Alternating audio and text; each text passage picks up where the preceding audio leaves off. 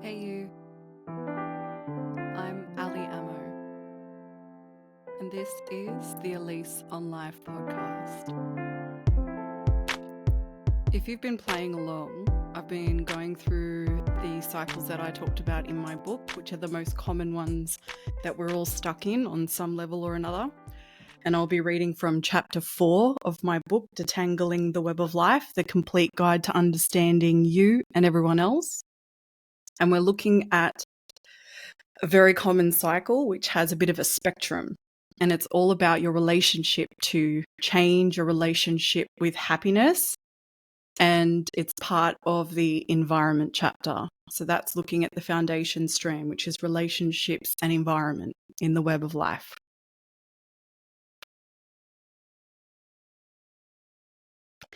The predominant environmental cycles we get stuck in revolve around how we react to our surroundings and the experiences we have within them.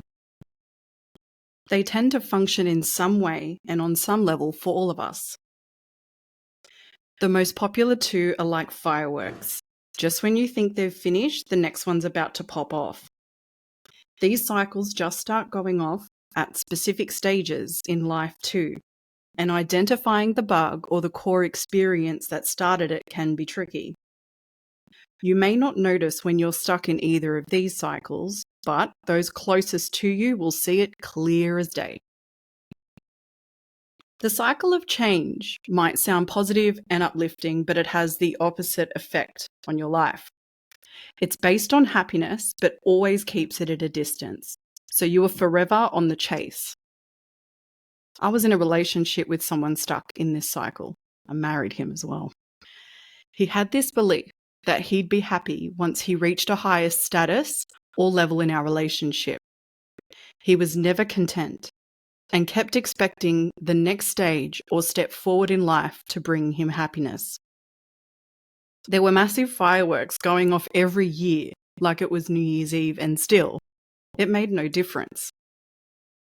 It was never enough, and it didn't matter how his life progressed or how much things changed. He didn't appreciate what he had or where he was. He just wanted more. This had a negative impact on his sense of self-worth and ultimately our relationship. I noticed it was first expressed when he said, "I'll be happy when we live together." Then it was, "I'll be happy when we have our own place." "I'll be happy when we're engaged, when we get married." It wasn't until he said, "I'll be happy when we have children," that finally I realized that this cycle was without end. Whenever he'd get the change he wanted, there was no satisfaction, just the desire for the next thing. Yet he would still think the next thing would bring him happiness. Me?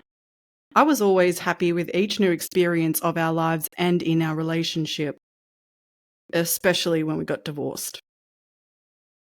Then there's a quote from the Dalai Lama, which is taken from his book, The Art of Happiness.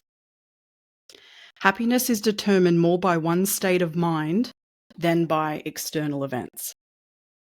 Now, although I used him as an example in the book instead of myself, it was because the way he relied on this future to bring him a sense of happiness.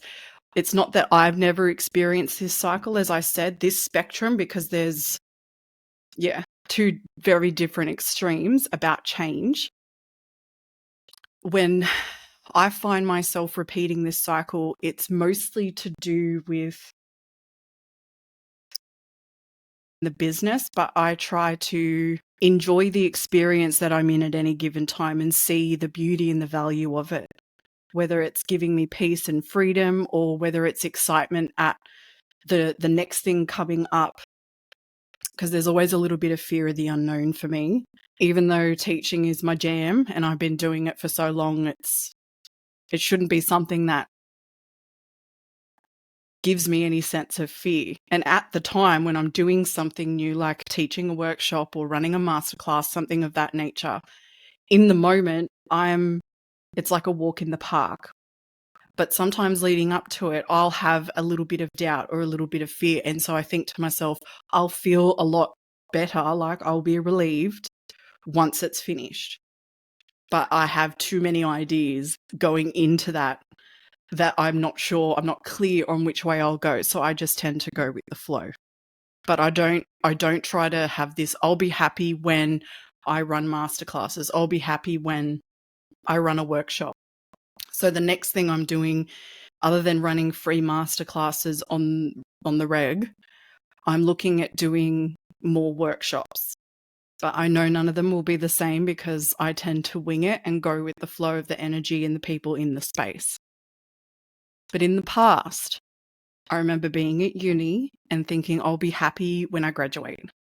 And because I was targeted as a graduate, which meant I got a job before I finished my degree, I thought I'll be happy when I have my own class.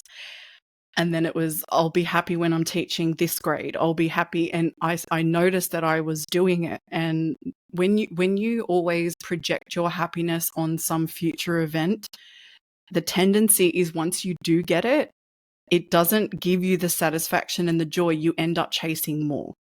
And this happens whether it's about money, whether it's about relationships, whether it's about accomplishments in life. And the greatest example I can give you of this, Paris Hilton. First, she wanted to be a millionaire and she made her first million. Then she wanted 10. Then she wanted 100. And every time she hit that mark, it wasn't, oh, I did it. I'm so proud of myself. I achieved my goal. It's no, now I want a billion. And that's the sort of thing that you see in the business world. People will, in their business, achieve a certain level of freedom or a certain level of income, and they're always wanting more. They're not happy with these 10K months, and they want to up the game a little bit. So what I want you to think about is how this cycle is reflected in your life. If you're single, for example, do you believe that you'll only be happy when you're in your next relationship? Because once you are, all of the gauntlets that you run in a relationship will stop you from feeling happiness as an extended experience. It's a fleeting emotion. And so you might miss the parts of your single life that you're not actually appreciating now while you have it. So the idea of happiness being, like the Dalai Lama said, it's your state of mind, not the external events.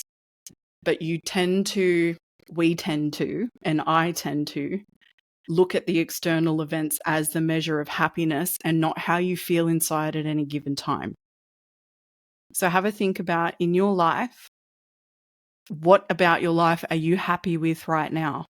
Or are you determining your happiness based on events in the future that have nothing to do with you on the inside, determining your state, and that being happiness? When do you repeat this cycle? I noticed myself recently thinking about having a full schedule with back-to-back one-on-one clients. And so I'm seeing a client on Friday after I attend a funeral. And I thought to myself, if my life was being lived with fitting in my life with clients, would I actually be happy? Or am I happy now that I can schedule seeing clients and speaking to them around my own life? So I gave myself tomorrow off so that on Friday when I see my client, I'm fresh, I suppose. Whereas I thought the idea of being so chock-a-block with back-to-back people, although my bank account might make me feel more relief, as I've learned, the mentality that I have, the scarcity stuff and the fear around running out of money, it's the cycle that I'm working on breaking. And once I've broken it, it doesn't matter. I won't even look at my bank account. But what would my experience of life be if, when I have constant back-to-back clients, I'll burn myself out. I know what I'm like. I go too hard, too fast, too much, and above and beyond. I give my all and then I forget to give to myself. So I realized that the beauty of this experience now, where I have a lot more freedom and a lot more personal time and space for me, is that I learn to balance before I have the influx of people. So I'm not going gung-ho out there at the moment doing masterclasses and workshops and speaking events. I'm taking it easy and easing myself into it to be able to create a life that is sustainable and gives me happiness on a regular basis, not chasing money or chasing notoriety and fame, all of that sort of influencer crap and whatever. I'm even slowing how I introduce the web of life to the world on social media, in speaking and things, because I know how much value it gives people, how much sense it makes, and how much the desire to work with someone who's created something like this to detangle their web and break their cycles will be. And I know if I get a massive influx of people, I will take it all on and not be able to say no. So I'm taking it easy on purpose in order to protect my happiness. But just as easily, I could determine that I won't be happy unless or until I have this crazy busy business life. So think about it when it comes to your job or your house. Some people think they won't be happy until this is renovated, or they won't be happy until their house is clean, or they won't be happy until there's no more washing to do. They won't be happy unless they have the house to themselves for a weekend, or when the kids grow up and move out of the house, or when they have a close relationship with their friends, when their relationship with their partner is free of the drama. In my marriage, I felt like we won't be happy until the drama with his immediate family had ceased, and it was never going to. So I was just miserable the whole marriage, waiting for things to calm down, and they never did. Have you ever thought you'd be happy once things have changed? When your environment changes or your relationship with the people in it change? Maybe when you change jobs, move to a better area, buy a new car, get a bigger house, or go on a holiday. The cycle of change manifests in different ways, but it is usually based on material possessions or specific accomplishments. The key word is when, and the key phrase is I'll be happy. In between the two lay your desires, which is basically more of what you already have: more money, more security, more space, more status, more stuff, more stability.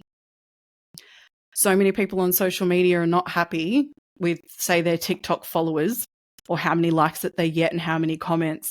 And there's this constant urge to do a follow train and engage from the bottom up, all these things to grow their audience. Whereas I look at it, it doesn't matter how many numbers you have if the community that you're building aren't really that supportive of you.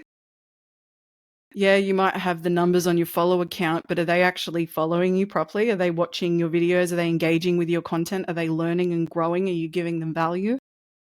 It's not just about the number, but that means you're chasing the status. You feel personal security. It's like a validation.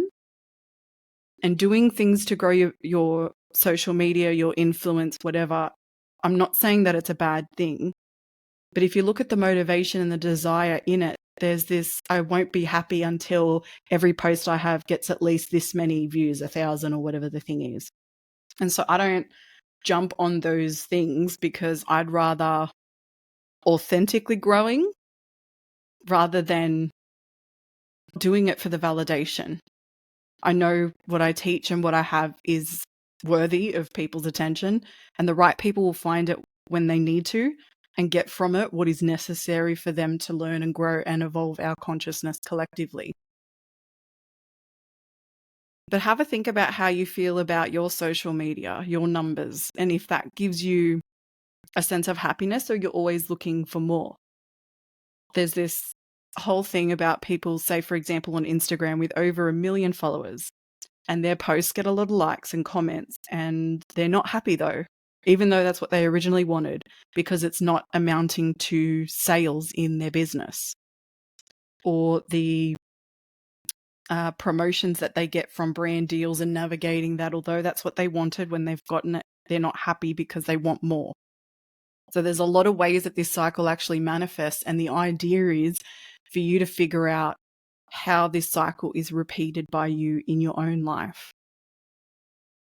so that you can develop your self-awareness around this and have a look at the desires and the motivations in it, because it's not about happiness from within because of the self. It's always these external things. When success in any endeavor is your measure of happiness, you're playing with fire.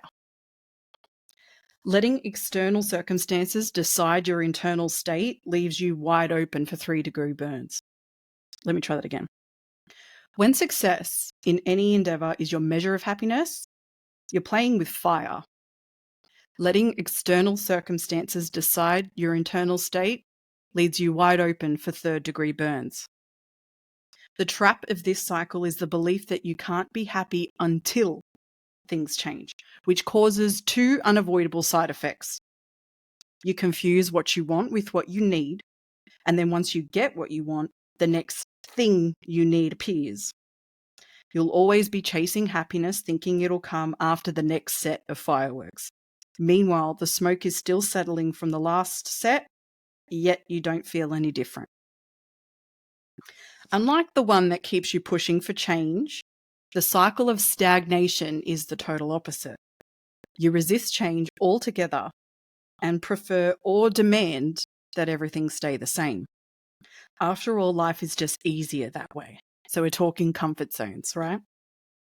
This cycle keeps you permanently in your comfort zone as you're usually too anxious to leave it.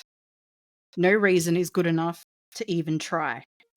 Just thinking about something or someone being different than you're used to makes you anxious. People stuck in this cycle can't cope with change very well, especially when it's big, happens fast, or there are multiple things changing at once.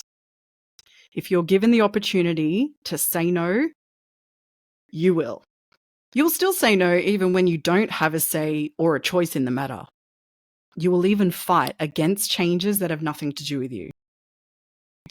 The cycle of stagnation is in full swing, not just when you prefer to play it safe, but when you have to keep doing what you know and what works easily for you. The idea of adapting or adjusting makes you uncomfortable and unhappy. Routine is likely to be your middle name, and the saying creature of habit fits you to a T. Stagnation is a fear-based cycle that makes you afraid of the unknown, so you never change it up. This cycle limits your potential for growth and stifles your self-development. You struggle to challenge yourself with unfamiliar things and refuse anything outside of what is considered normal for you. And this goes for accepting other people's choices too. Though these fireworks are more obvious in older people, there are many ways in which this cycle manifests in everyday life for all of us. Yeah, you too. Maybe you stay in a job where you're unhappy and undervalued, but think, better the devil you know. Who's to say I'll be happy in a new one anyway? Maybe you're in a long-term relationship that's run its course, but you feel unsure that you can actually find someone else. So you stay put because being alone isn't even an option. Now that I've showed you some subtle ways this cycle is expressed, reflect on how you may be perpetuating it in your life.